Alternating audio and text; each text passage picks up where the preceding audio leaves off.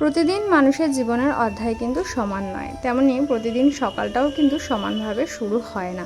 আজকে যেমন আমার শুরু হয়েছিল সকালটি নীল অপরাজিতা ফুলের চা দিয়ে। কে কে এই জলটা ট্রাই করেছো বা চাও বলতে পারো, তা আমাকে কিন্তু অবশ্যই জানাবে।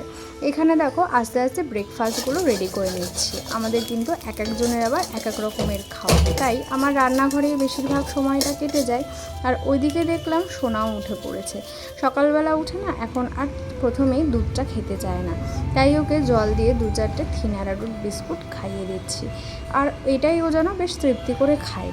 সকালে বেশ কিছুক্ষণ সময় নিয়ে তারপরে আমি কিন্তু ওকে সকালের ব্রেকফাস্টটা করাই। আজকে যেমন সকালের ব্রেকফাস্টে ওকে দিয়েছিলাম ওটসের স্মুদি, তার মধ্যে কিন্তু একটা কলা আর অর্ধেক আমও দিয়েছিলাম পিউরি করে, আর দিয়েছিলাম জ্যাগরি পাউডার। বাচ্চাদের না একটু এক এক দিন এক এক রকমের খাবার দিলে একটু ওদের মুখটা চেঞ্জ হয় আর খেতেও ইচ্ছে করে, নাহলে না চট করে কোনো বাচ্চাই একঘেয়ে জিনিস খেতে চায় না।